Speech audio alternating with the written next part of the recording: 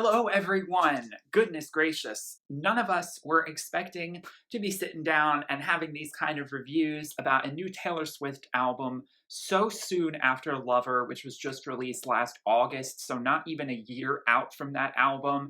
And we have her 8th studio album, a surprise Beyonce style release, even though we only got one music video.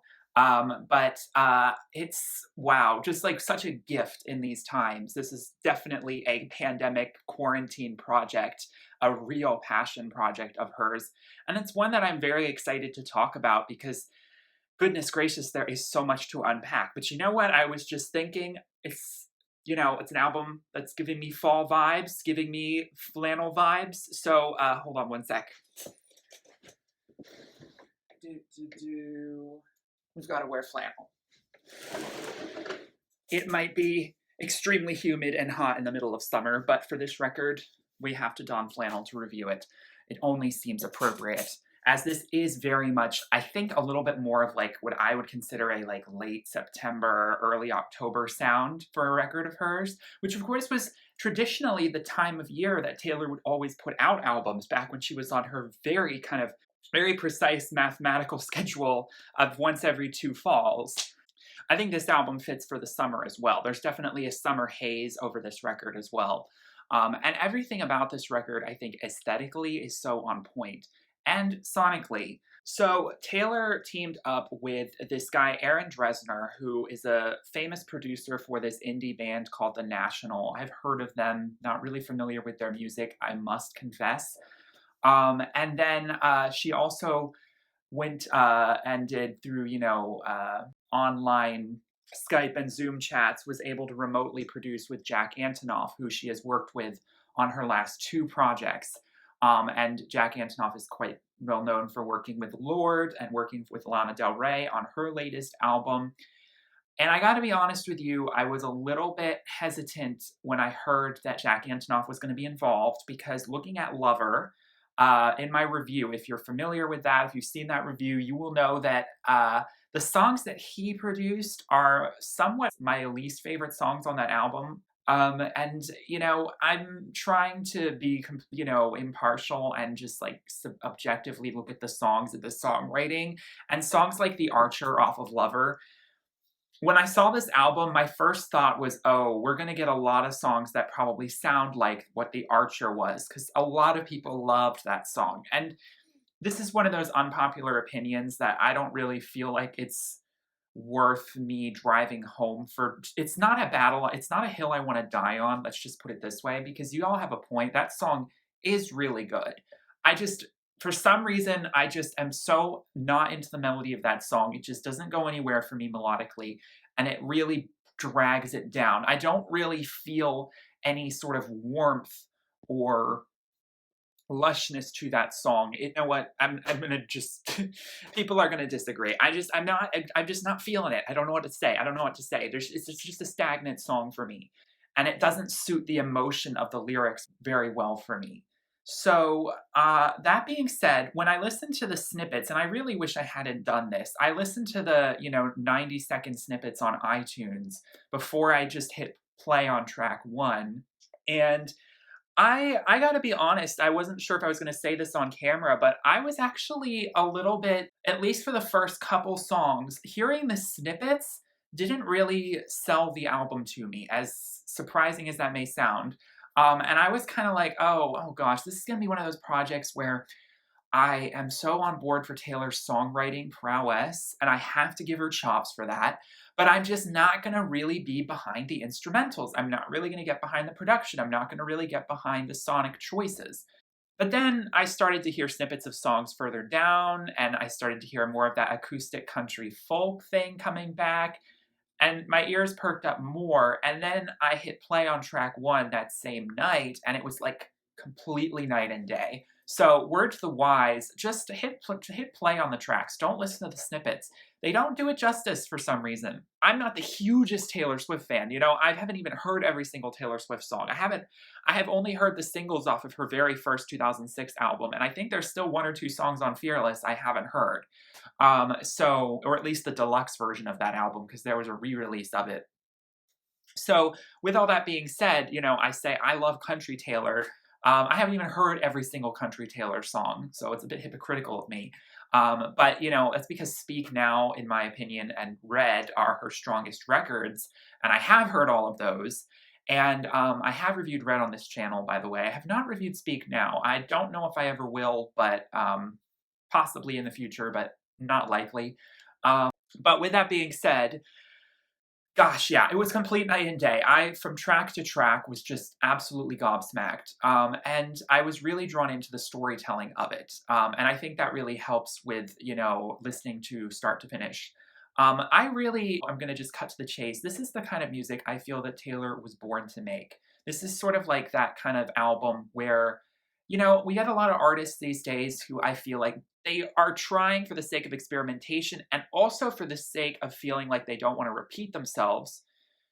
Sort of the classic Madonna adage, I'll never do the same thing twice. Well, they take that to heart, and so we end up finding a lot of their projects feel like missteps from their earlier work, and we just wish that they would put out an album that still felt new and fresh and like bringing something new to the table, and it showed maturity and growth, but also felt like it fit in the catalog of their earlier music. Like, for instance, if you were to do a greatest hits playlist, I always talk about this, with certain artists. If you were to do a greatest hits playlist, would the songs all feel like they belong together, or would you feel like you would need to separate out, the pop songs from the acoustic country songs, or from the, jazz, like Lady Gaga comes to mind, with Joanne to Chromatica to the Fame, those songs don't fit together at all cohesively.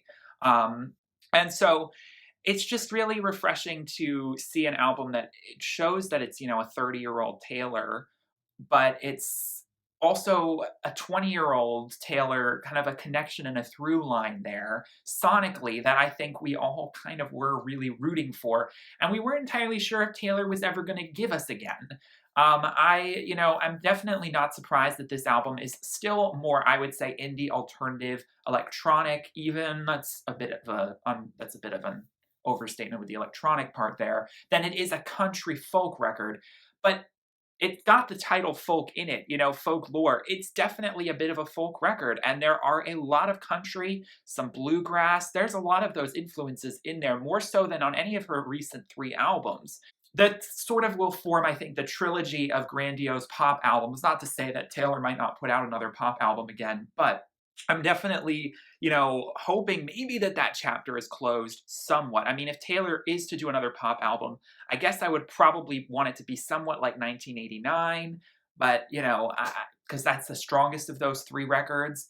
But with all that being said, the evolution is interesting. And I always felt that she was going to, as they call it, return to Saturn, like she's going to come back to her roots a bit. And we saw a little bit of that on Lover, but honestly, it was not much. It was not much. We got a little bit of Dixie Chicks instrumentation, and that was it. This is the full form that I am so glad to see her return to, because I just think that Taylor really needs to like prove, not that she needs to. I just feel like she was sleeping on such potential that I don't think she was really tapping into when she was trying to, put out albums, especially in her most recent ones, that had such catchy hits that would be on radio, and then sort of trying to fit this cookie cutter pop princess image that she had cultivated slightly on Red, but fully blossomed on 1989. Yeah, I think that we'll look back on, her records, and we'll see Speak Now and this record as sort of like, I mean, these 2 albums, I'm not entirely sure if Folklore is entirely self-written like Speak Now was, but it's definitely the closest we've gotten since Speak Now to entirely self-written. Bravo to that. And without much further ado, I do want to get into this track list. Now, bear with me, it is 16 songs. And I just have to say that there is such rich songwriting on this record that, I mean, for me to go through and dissect every lyric, this video would be 2 hours long. So there's going to be certain songs that I'm not going to dive into the lyrics for very much, and I apologize. I know I'd like to pride myself on doing in-depth reviews, but I also I can't talk for physically that long. And I don't know, there are some songs that don't stand out to me as much. I definitely think this album, if it has any flaws, is that it could have used maybe a little bit of editing. There are definitely one or two songs that I would have taken out or made deluxe songs because, and no, I have not heard The Lakes. I'm sorry. I'm sorry. But I'm sure I will at some point. But there are definitely like highlight songs, which is over 50% of the record, and a few that I feel are a little more middling, though nothing is bad by any means. And trust me, on her last album, Lover, we had some capital B bad songs. So even Reputation did as well. So this is a huge step up. Now, the interesting thing is that Taylor is definitely exploring songwriting, not just from her own personal experience. And it's not like this isn't the first time she's done this, but she's also writing about stories of people she knows, but also stories she's kind of, I think, kind of extrapolating and coming up with in her head, which makes, I think, exploring the songwriting 10 times more complicated. And that's also something that I just want you all to bear with me for, because there are, I think I've read a lot of like theories and dissections about a love triangle between three, I am presuming, fictional characters at this point. However, as I'm going through this review and I'm looking at what Genius has to say in the snippets about the songs, that's how I get a lot of my information, by the way. I might learn a little bit more about some of the influences, because at first I thought that these three fictional characters were real people, and now I'm thinking they might be kind of just archetypes based on somewhat real people. But there's a lot of stories about the house in Rhode Island on the shore that she bought, which we actually got to see when she did her New Year's Day performance on the piano when Reputation came out. And the previous owners, there's a lot of backstory about the wealth and the money and the divorce and like all of these things that Taylor really found interesting. It's a very Lana Del Rey story. And yes, there are a lot of Lana Del Rey comparisons. But you know what's interesting is that was another thing I thought as I pressed play. I was like, oh gosh, is this going to just feel kind of super derivative of Lana? Like, I get the influence, but sometimes artists can take that to a level that doesn't feel quite as sincere or authentic. And I was a little worried that this album was going to come across like that.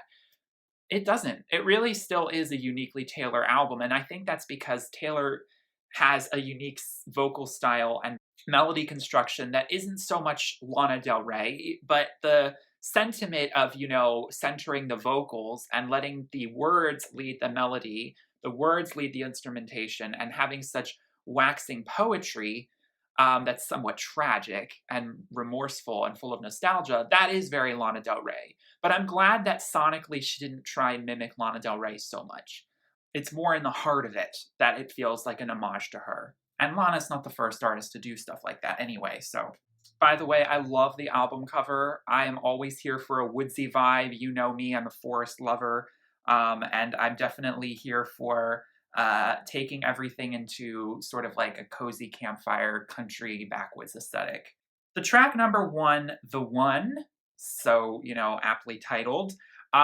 Oh boy, I mean, it's actually probably one of the most overt tracks on the record, in that you can very clearly gather what it is she's singing about. There aren't so many cloaked metaphors.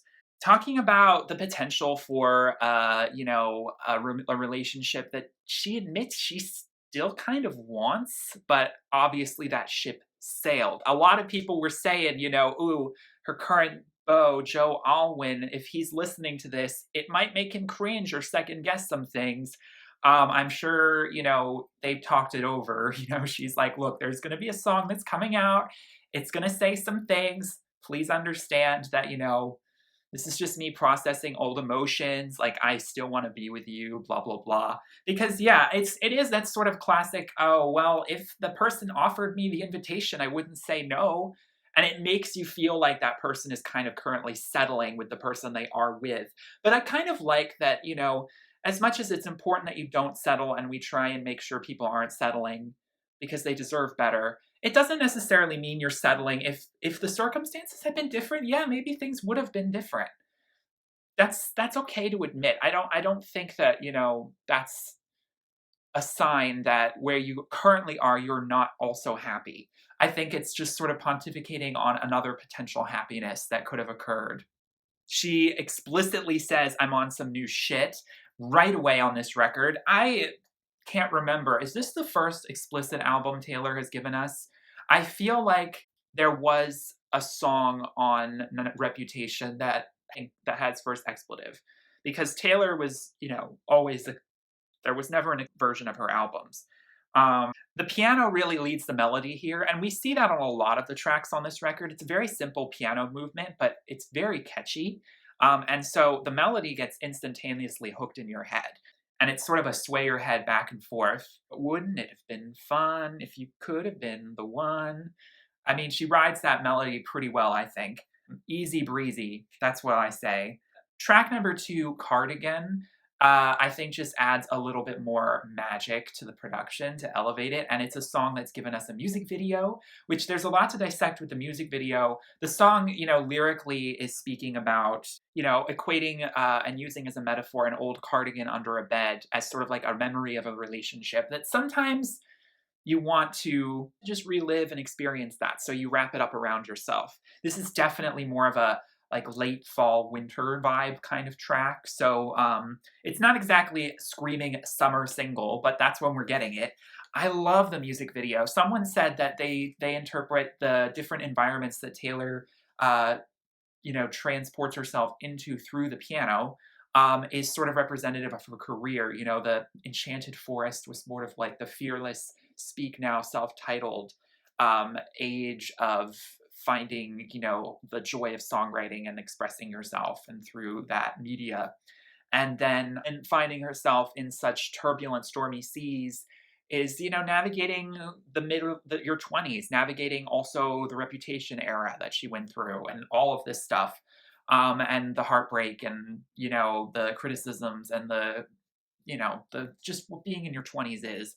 But still finding music at the end to salvage you, bringing you back to this cabin place where, she feels like she's safe at home, which is Folklore, which is this album. And it's, like I said, everything about this album feels like it's one of the most personal she's ever made, even though she's made such personal songs in the past. This feels like that drawer that before now she never really wanted to fully open, and she decided, you know what, we're going to go in there today. And we're going to bear our all a little bit here. But, I think the fans want that, and we do. The Last Great American Dynasty. So this is where we get into the story arc of this album that she is paying homage to. This wealthy heiress named Rebecca Harkness owned her Rhode Island house before she purchased it in 2015, and it's known as Holiday House. And so, typical, mid 20th century, I definitely get like a bit of the Kennedys kind of vibe. The house parties, the glamour, the ritz of new money, the tabloids. She pulls all these anecdotes that I'm supposing are factual that she has. I mean, it's a lot of hearsay. They say she was seen on occasion pacing the rocks, staring out at the midnight sea, and in a feud with her neighbor, she stole his dog and dyed it key lime green. Now that's vengeful. 50 years is a long time. Holiday House sat quietly on that beach, free of women with madness, their men and their bad habits, and then it was bought by me. Who knows if I never showed up what could have been? There goes the loudest woman this town has ever seen. I had a marvelous time ruining everything. So I feel as though Taylor is, maybe she feels a little guilty for buying the house. Maybe she feels like there's too much bad juju, and she wants the house to have a little bit of peace, because she's, drawing comparisons to her own life and some of the, controversial, though, I mean, I would say that Taylor's probably had a slightly less rocky and bumpy road than whoever this Rebecca was, in terms of dealing with a divorce and stuff like that, but Taylor's definitely drawing comparisons to, kind of an idea of, well, the story of this house is one of women having trouble with men. And hopefully that cycle can be broken with her. I love how she mentions Salvador Dali. At first I was like, Dolly, like Dolly Parton? Rebecca gave up on Rhode Island set forever, flew in all her bitch pack friends from the city, filled the pool with champagne and swam with the big names, and blew through the money on the boys and the ballet, and losing on card game bets with Dolly. I guess she was good friends with him. Interesting. Also, I'm presuming that Bill Harkness was this huge oil tycoon because she mentions he was the heir to the Standard Oil name. Also, let's talk about vocab. Yes, Taylor's vocab usage is on point on this record. The wedding was charming, if a little gauche. Great songwriters know how to employ interesting vocabulary. That's 100% on point on this record. And it reminds me so much of Speak Now, the actual title song where she sings about a wedding in such a poetic way. So track number 4, Exile. You know, a controversial opinion here, but I'm not as crazy about this song as I seem to see most people are.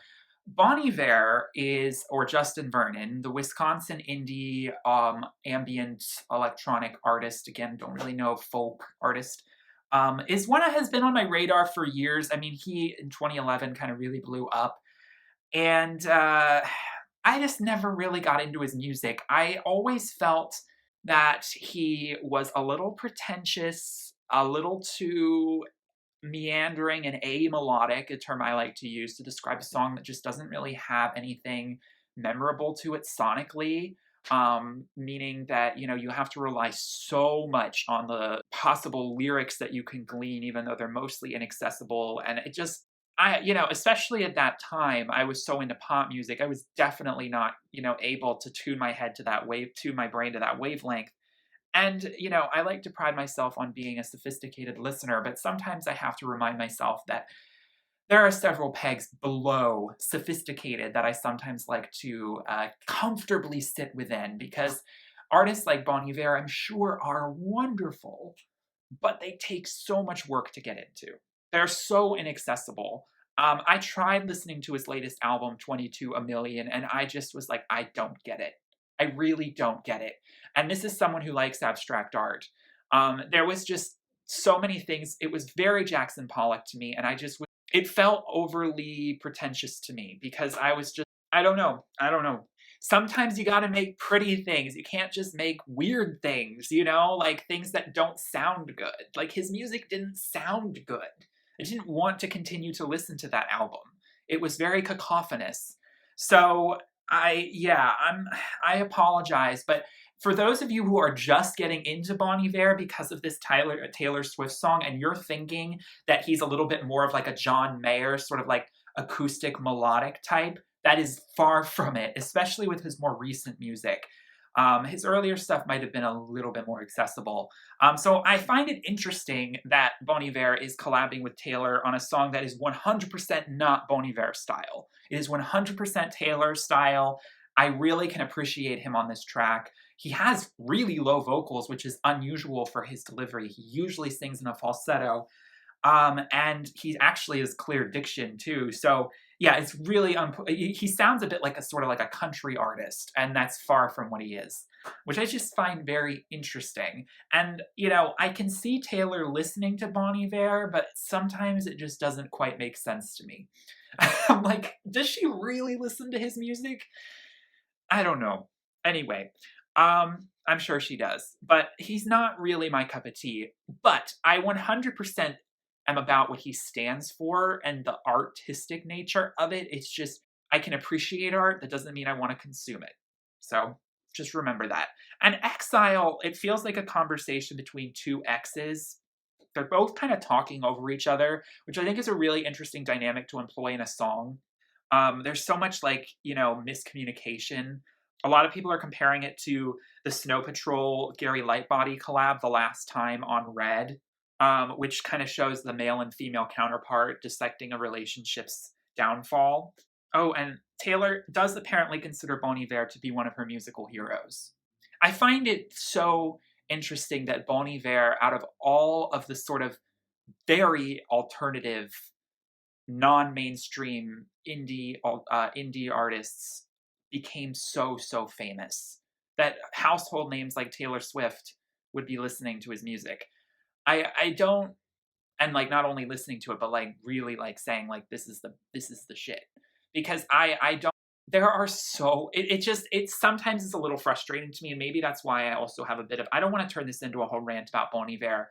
I always maybe had a bit of a grudge against him because I was annoyed by how successful he was and how unsuccessful so many female artists that I do love who are in somewhat of a similar vein just get overlooked. But for some reason, Bon Iver was able to occupy that one famous indie alternative spot that you can only have one of, apparently. You can't have multiples. So, yeah, I think he's overrated. I think that if we're going to talk about how great he is, there are a million female artists who do just as cool or even cooler, dope stuff, but they're never going to be that famous. They're never going to. Anyway, so I just find that very interesting. And oh, she did co-write this with William Bowery, so she didn't entirely self-write everything. My Tears Ricochet. Jack Antonoff entered the chat. Now, yeah, the first time I listened to this, I was like, yeah, this is a Jack song. Can hear it 100%. There are similarities to The Archer. We've got this similar, very minimalist, moody atmosphere in the production. There's honestly not that much in terms of the instrumentation. And there are some gorgeous vocal harmonizations, which is something we've never really heard Taylor do before. She's never really used her voice in a choral effect. And I think that the layering is aptly done on this record. And really sells the whimsicality and the sort of taking yourself out of the present reality kind of aesthetic, because it feels a bit like a daydream. It feels a little bit like a late night thought. And I've heard that this is possibly about, a ghost seeing their own funeral. And she, if you look at the lyrics, it at first speaks about a relationship that's failed. And when she says, "And if I'm dead to you, why are you at the wake?" You don't take that literally, but she actually kind of is implying that you kind of should take it literally, because it does have a little bit of a connotation that, like, yeah, this perspective that we all sometimes really do wonder about, people mistreating us when we're here and suddenly when we're gone, treating us differently, is something that she explores quite interestingly on this record. And by the way, I heard a reviewer talk about how unusual it is to hear the word ricochet. Again, get out your 10th grade vocab books, people. The word ricochet in a song. And I know that Swedish artist September used ricochet in a song in 2011. I remember that. So it seems like it's not a weird thing to me, but I don't know if any September fans would watch this, but just a little shout out there. All right, so once we get to Mirrorball, this is when I start really getting sold on this project, because the first couple songs, I'm like, okay, this is kind of that indie alternative Jack Antonoff vibe. I expected it somewhat, looking at the album art and all of this. And once we got to Mirrorball, something switched. I felt like we were starting to get, I don't know if it was more the feminine aspect of Taylor's musicality coming through, but the whimsy of sort of like the young female songwriter, I just feel like fully starts to come alive on the later tracks. And Mirrorball is no exception. It's vaguely country. What I really love is the layering of her vocals, which is so unique for what we've come to expect from Taylor. She describes herself as a mirror ball, being a vessel for people to see different reflections of themselves through her. I think a lot of us can relate to this, especially with, different boyfriends we might have had. I'll show you every version of yourself tonight. I'll get you out on the floor, shimmering beautiful. And when I break, it's in a million pieces. This song is definitely giving me sort of windows down, cruising on the highway, middle of summer, middle of August vibes, in the heat of the summer. That sort of contemporary folk pop mixture that I think works so well, because it's so chill and laid back and calming. I just think it really soothes you, and sort of washes over you really well. And then we go right into that country folk tinge, and I'm so in love with this song, Seven. This song is drenched in childhood nostalgia. I love that it references Pennsylvania, her home state, my home state. In fact, Taylor actually grew up only about an hour north of where I live, in Reading, Pennsylvania. And so I always, even though she's kind of become a Nashville girl, I always, until she was 14, she was a PA girl. And so when I thought of like a song about, folklore being about passing down memories, sacred memories as songs, which is a theme that she wanted to explore on this record, I think Seven fits into that to a T. And it is sort of like the thesis statement song of this record, because of course it actually mentions folklore in the lyrics. There's such a sense of lost innocence. I mean, Kodak picture from 1998. You know, that's how this song feels in a photo album. Like you know, as a little kid running through the woods. And August picks up on that as well. This track has really grown on me despite Jack Antonoff. And again, I love Jack Antonoff on Norman Effin Rockwell. I love Jack when he works with Lana. Just for some reason, his Taylor stuff on Lover was not exactly, and I didn't really like New Year's Day either. But he, you know, he's very talented. I think this suits him very well. And so we get one of the songs. So basically, the three songs that people think are part of this love triangle, sung from the perspective of three different individuals named is Cardigan, August, and Betty. So in August, I guess we're getting the perspective. Okay, so we get this unnamed girl who James cheats on Betty with. We have James, and then we have Betty. And this song is sung from the perspective of this unnamed girl. But I can see us lost in the memory. August slipped away into a moment in time because it was never mine. And I can see us twisted in bed sheets. August sipped away like a bottle of wine because you were never mine.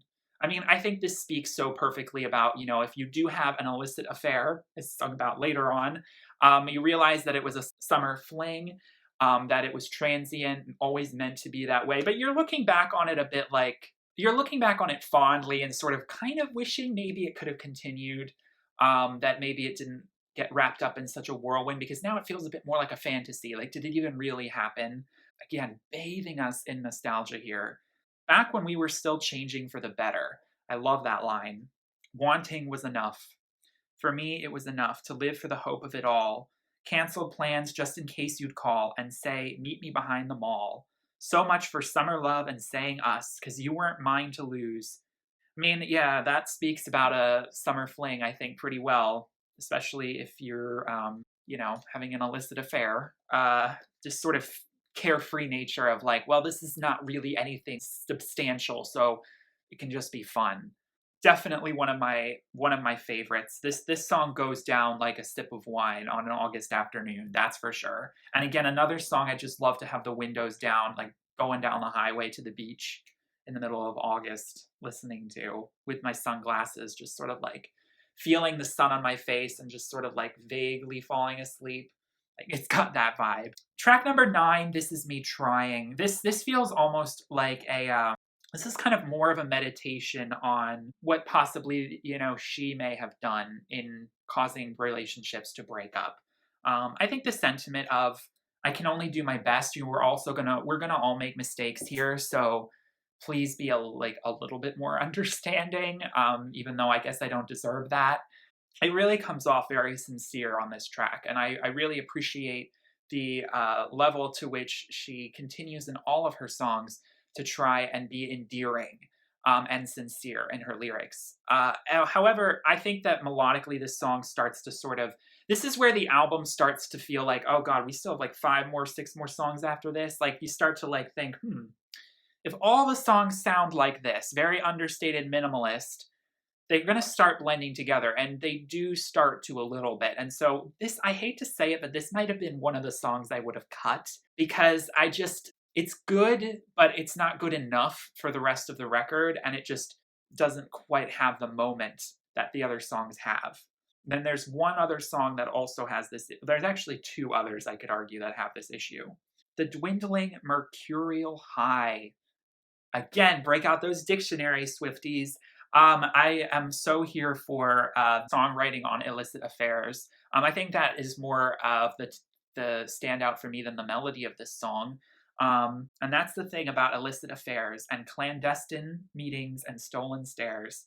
They show their truth one single time, but they lie and they lie and they lie a billion little times. I mean, I think it's really important. You know, a 30-year-old, I think, is going to really better understand the infidelity than someone like Taylor probably wrote about it in her earlier records, with a bit more of a, you know, well, of course that's bad kind of vibe.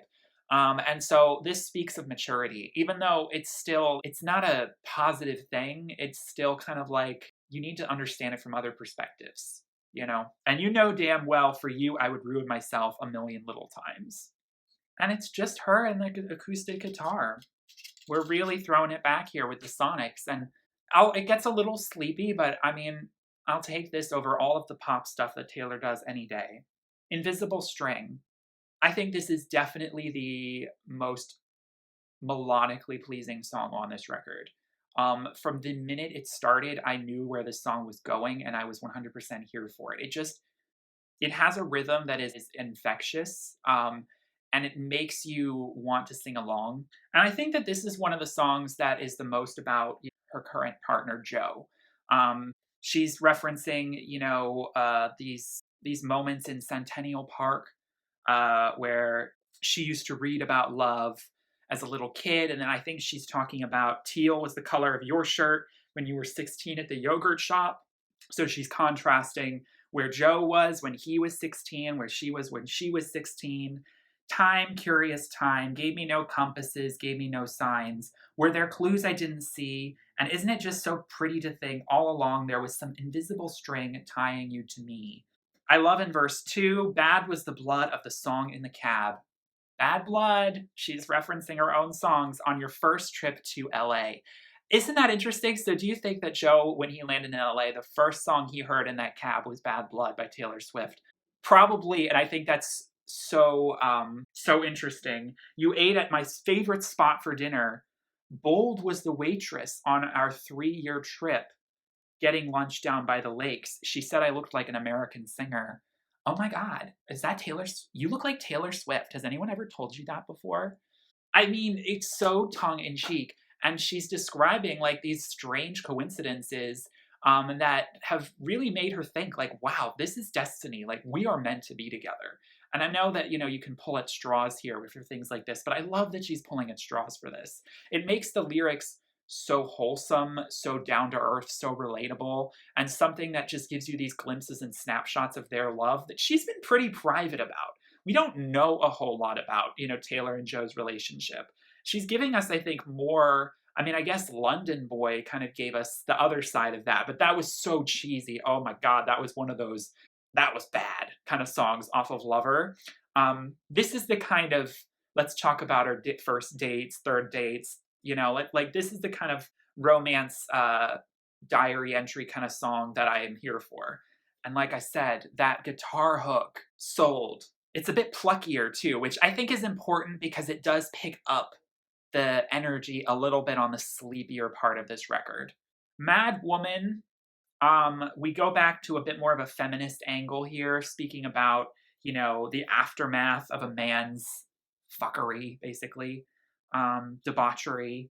Because so it's like, think of Look What You Made Me Do, but like much more mature, and understated, set to country music. So these brilliant piano chords and movements that are emphasized and followed by her melody. It's a perfect pairing. I really, this piano alternative ambient folk pop that she's experimenting with on all these tracks works pretty well. It's not Mad Woman isn't my favorite, but it's definitely not a skip by any means. It's got still somewhat of a memorable hook to it. Epiphany is gutting. It's very slow and deliberate, and it takes several listens to fully digest. I actually think that this song is speaking a lot about currently the pandemic and, the situation in hospitals.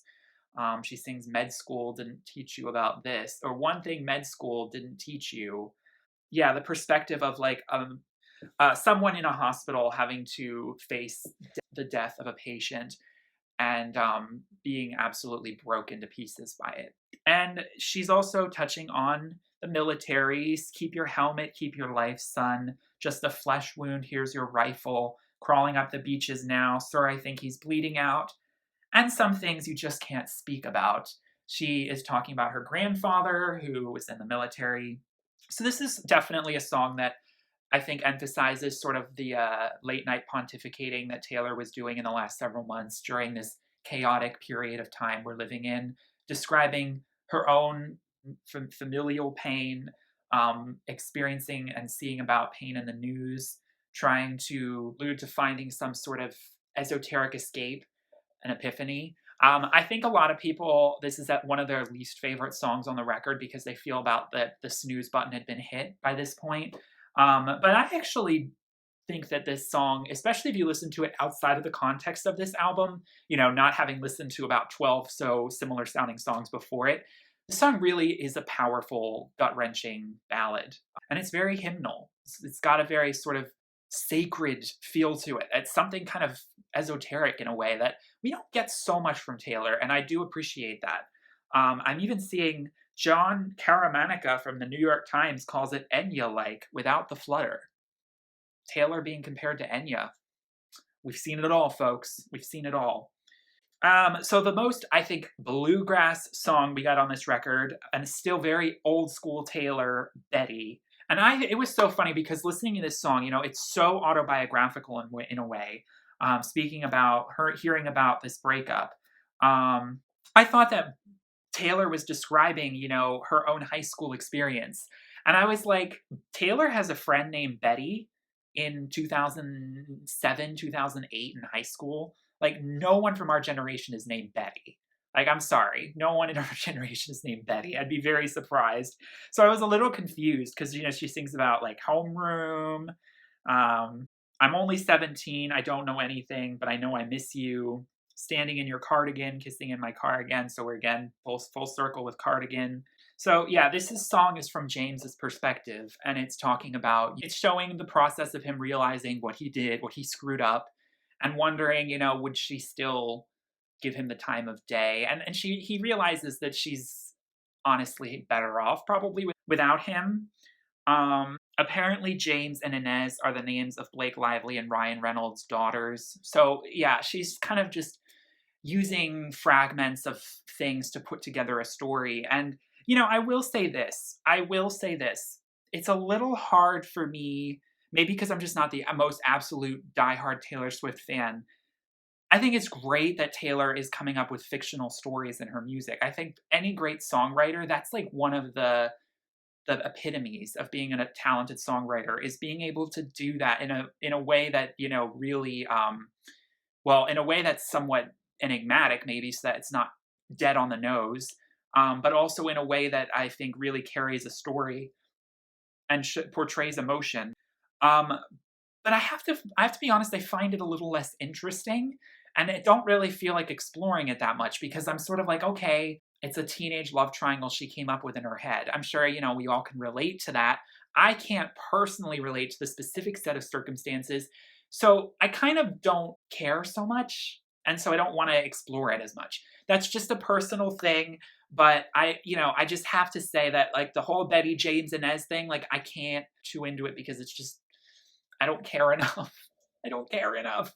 I love Taylor and I love that she's exploring this relationship, but good for her. And I love the sonic elements on this track. The harmonica, definitely an influence that I love. I mean, it's not like I listen to that kind of music on the regular, but on a Taylor Swift record, I think I can definitely get down with it. And it breaks up the style a little bit, which we need. So we have the other song on this record that I definitely think could have been cut, which is Peace.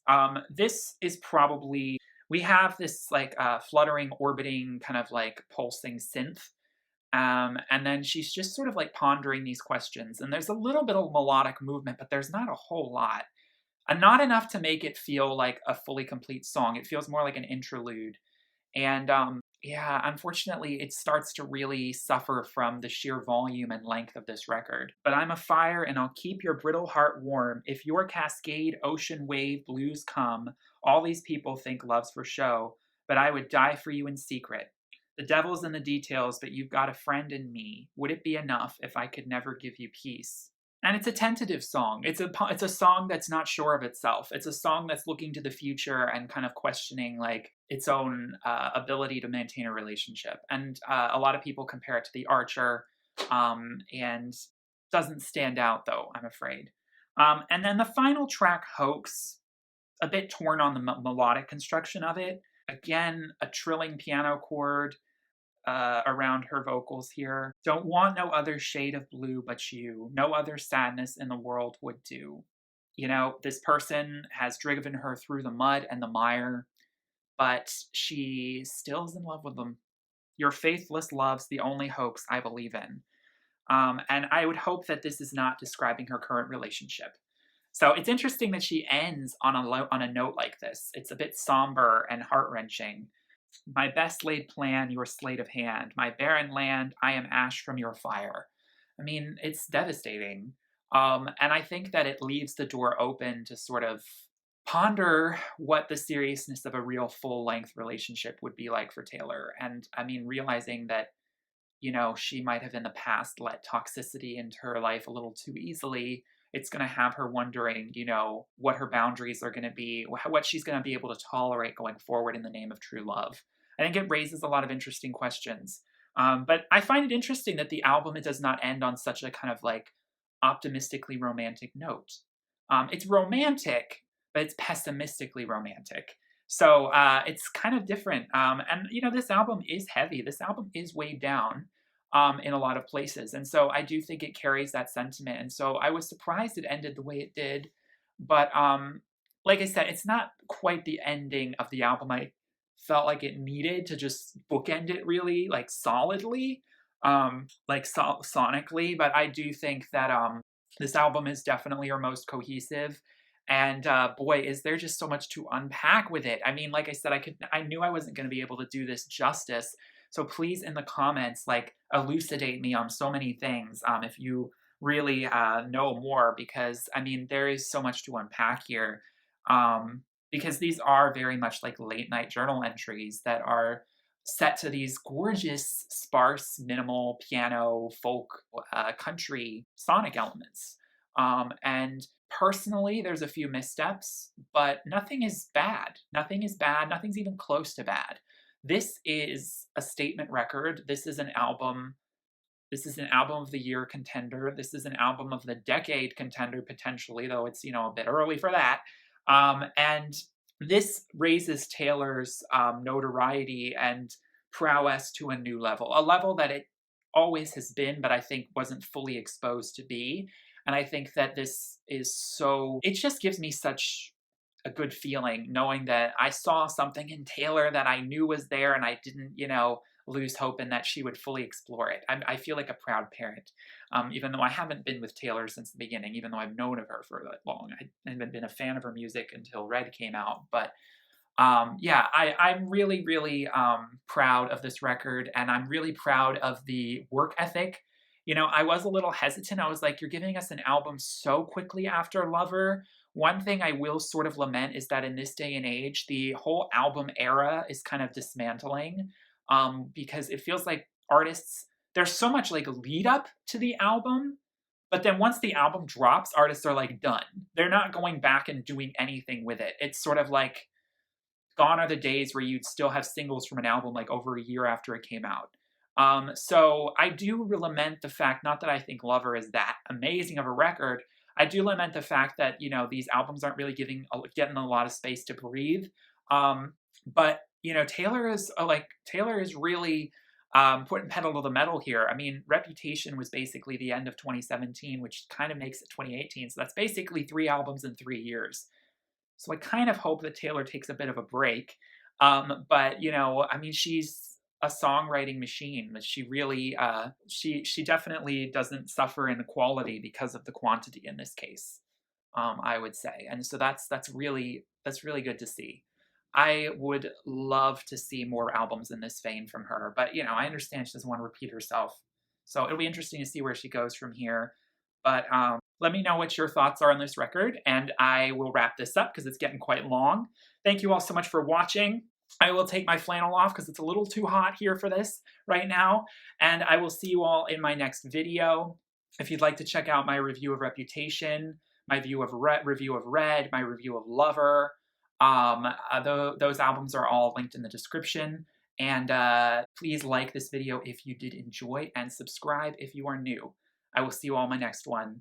Have a wonderful day. Peace, love, and light. Bye.